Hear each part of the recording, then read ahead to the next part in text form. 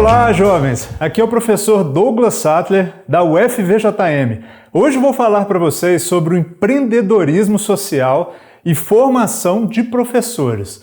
Mas para isso, vou contar para vocês hoje uma história que foi selecionada, inclusive, para ser apresentada no microfone aberto do TEDx Belo Horizonte, o TED Talks, né? Mas lá eu tenho que contar a história de forma muito resumida. E por isso eu resolvi contar a história completa aqui.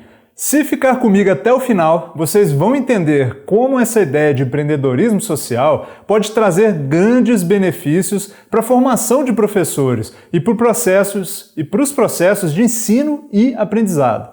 Então vamos lá, pessoal. Era maio de 2010.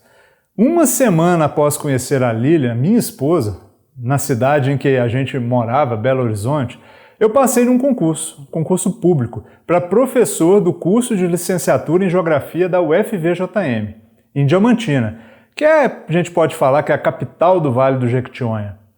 Quando eu tive, pessoal, conhecimento da aprovação, eu fiquei todo empolgado, feliz, liguei para minha futura esposa, não que a gente soubesse disso naquele ponto, né?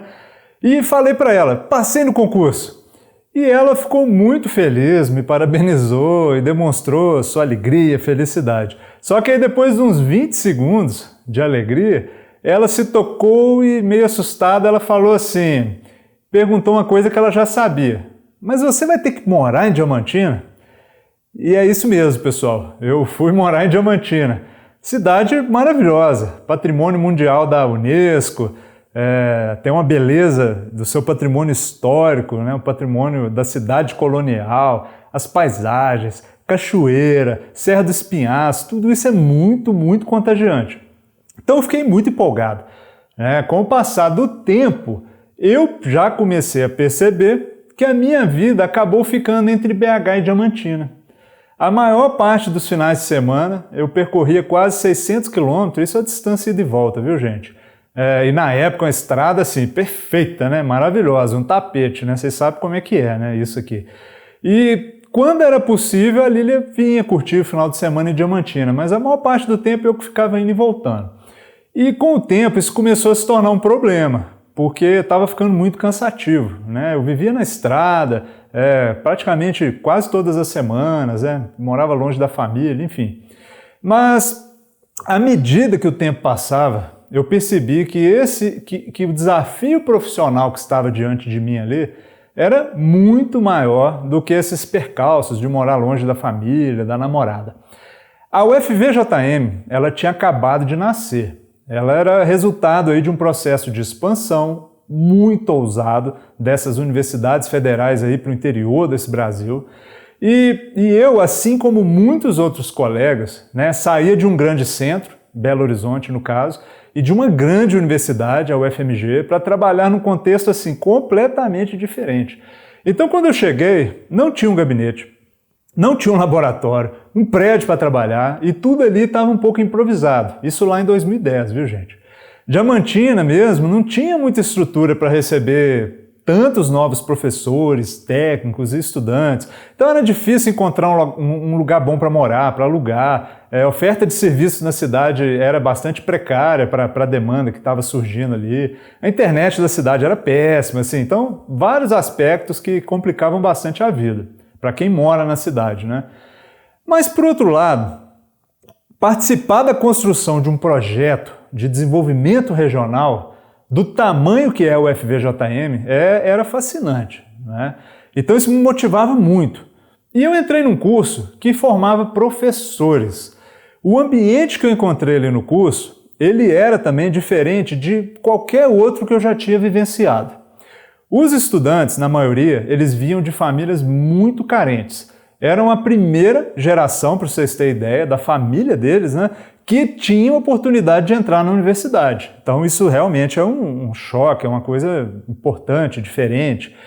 E eu sempre fui uma pessoa que nasci na classe média, estudei com outros colegas de classe média, tanto na escola quanto na universidade. Alguns colegas passavam dificuldade, mas nada comparado ao que eu encontrei lá no Vale do Jequitinhonha.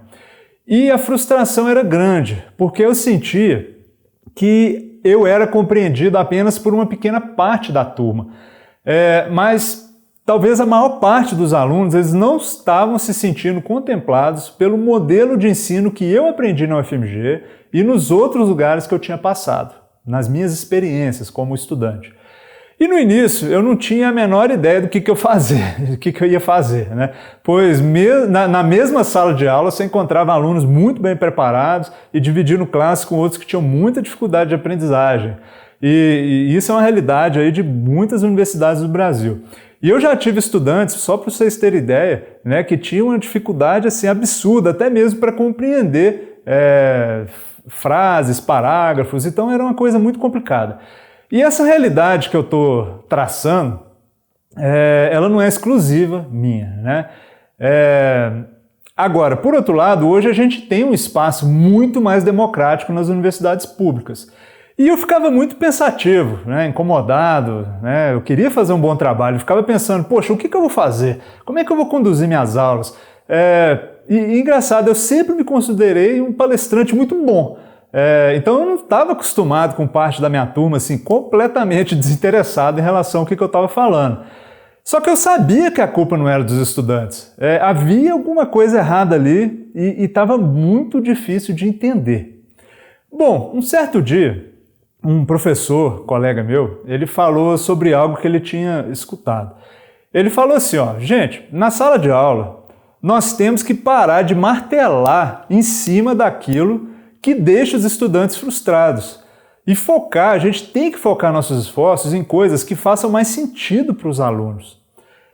Coisas mais conectadas com aquilo que os alunos podiam entregar melhor. E aí eu fiquei pensando, falei, poxa, isso parece ser pura verdade. Então assim, realmente não adianta eu ficar apresentando em sala de aula teorias e conceitos complexos que exigem uma formação prévia, um background, desses estudantes que boa parte não tiveram, né? Da mesma forma que os professores me ensinaram lá no passado. Então, da forma que eu estava lecionando, eu era uma fábrica de frustrações ali na universidade. Então eu tinha que me reinventar como professor e tinha que pensar fora da caixa, né? Então você vê que é tudo um processo de construção, né? De encontrar um problema e pensar na solução. Em paralelo a isso, outro problema muito comum no curso de formação de professores era a desmotivação dos estudantes com a profissão. Baixa remuneração, ambiente de trabalho nem sempre adequado para o professor, trabalhar em mais de uma escola, estudantes que possuem um ambiente familiar às vezes muito complicado dentro de escolas. Então, assim, existem milhões de motivos para uma pessoa não se tornar um professor no Brasil, infelizmente. E, de fato, faltam professores de muitas disciplinas nas escolas. E muitos professores lecionam algumas disciplinas sem ter formação específica na área. E olha só, pessoal, por incrível que pareça, eu descobri nessa minha jornada que não faltam professores no Brasil. Só que uma parte boa dos formados não exerce a profissão, porque elas acabam sendo pouco atrativas. Isso é uma realidade de muitas escolas. Outras não, mas muitas escolas públicas, principalmente no interior do país. Então eu vi essa frustração nos olhos dos nossos alunos, sobretudo quando eles iam fazer estágio. Com esse contato com as escolas públicas, era quando eles entendiam muito bem o buraco que onde é que ele estava se metendo, né? E de fato, a gente tem que buscar compreender o quanto é difícil o trabalho de um professor numa escola pública em região de alta vulnerabilidade social. Não basta a gente apenas dominar as práticas pedagógicas, que a universidade, a princípio, forma a gente para isso. E também para dominar os conteúdos. Ser fera em geografia, por exemplo. Se as condições de trabalho e as adversidades ali sociais, elas minam o sucesso da gente, minam o sucesso do professor em sala de aula. Então, você tem de tudo por esse Brasil afora. Escolas que não têm banheiro, sem laboratório de informática, sem internet, sem luz elétrica. Tem de tudo, né? Se a gente olhar aí os dados, as informações, você vai ver realmente de tudo. E eu, no meio de tudo isso, né, tentando achar uma forma para lidar com essa situação. Eu estava no interior, num lugar com altas taxas de pobreza, no Vale de Jequitinhonha, com estudantes que muitas vezes apresentavam grande defasagem no conteúdo, buscando conversar, né, com pessoas e convencer uma primeira, geração de estudantes que tiveram acesso à universidade que era um bom negócio se formar professor e trabalhar numa escola pública. Olha o meu desafio. Então esse era o meu desafio. Então assim, para um problema desse tamanho, é claro que não existe uma solução perfeita que vai partir só do meu trabalho ou da universidade ou do trabalho dos meus colegas. Não tem nenhuma solução 100% perfeita para uma coisa dessa que vai partir de mim. Mas eu comecei a pensar em estratégias pedagógicas para melhorar um pouco essa situação.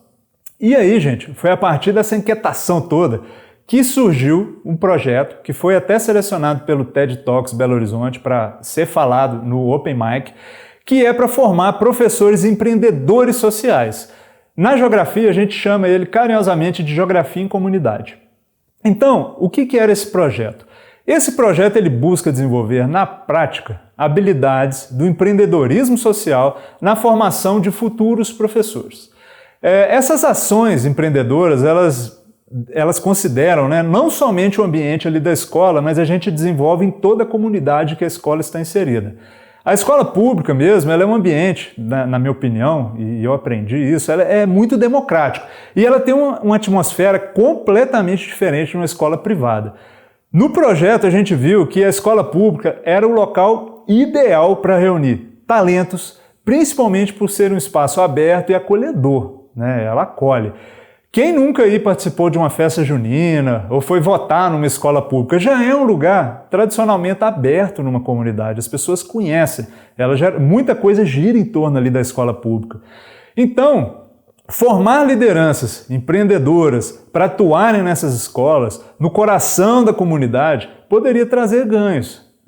Então, ao invés dos professores eles se sentirem frustrados com as condições de trabalho, não seria melhor se eles enxergassem ali, naquela escola, naquela realidade, um mundo de possibilidades que as escolas pudessem oferecer para ações de empreendedorismo social?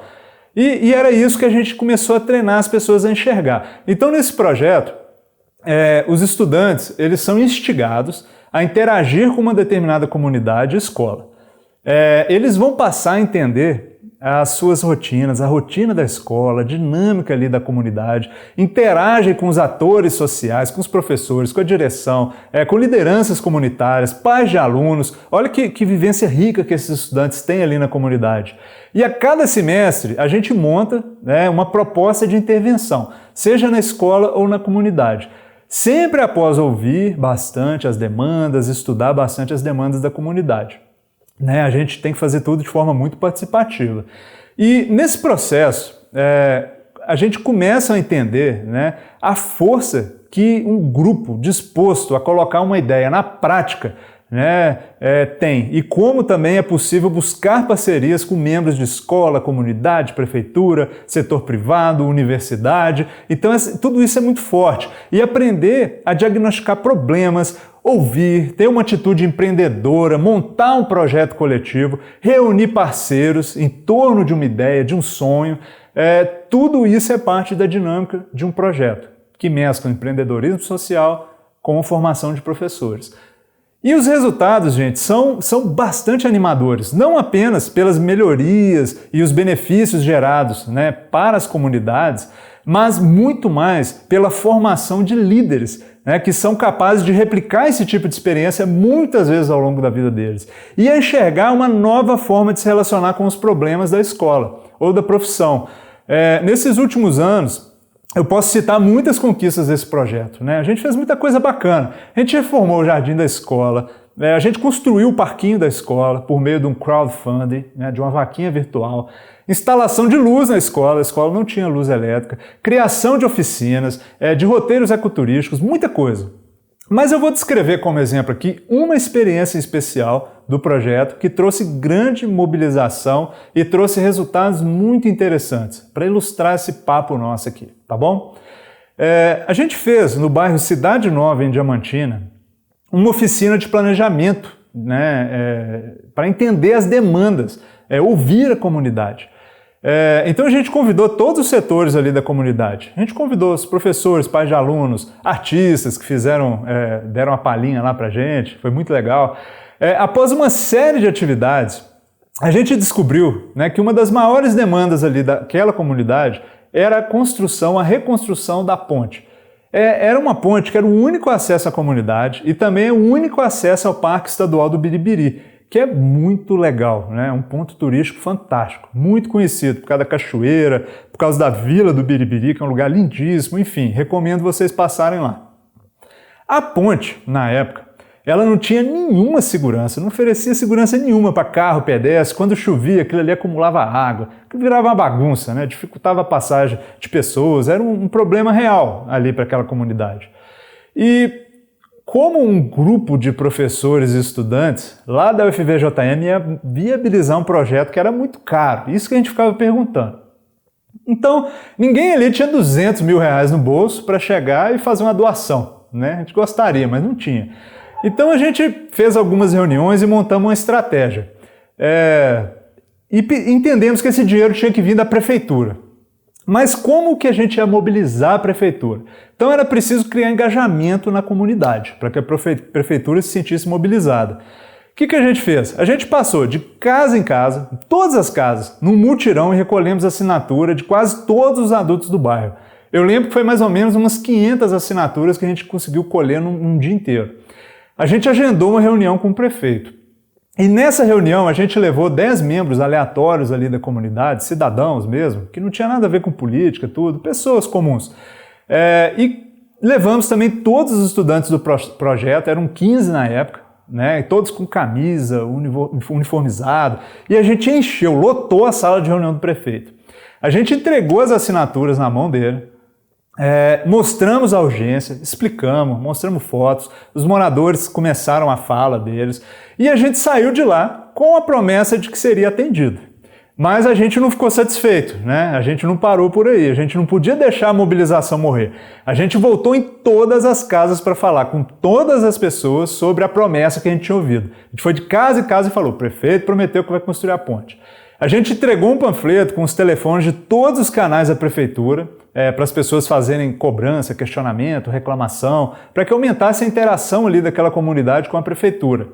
A gente foi na TV local, no rádio local falar sobre o projeto, falar que o projeto prometeu aquilo ali. A gente fez uma matéria no jornal da universidade, falando que o prefeito tinha prometido aquilo ali, que tinha uma circulação muito grande na época.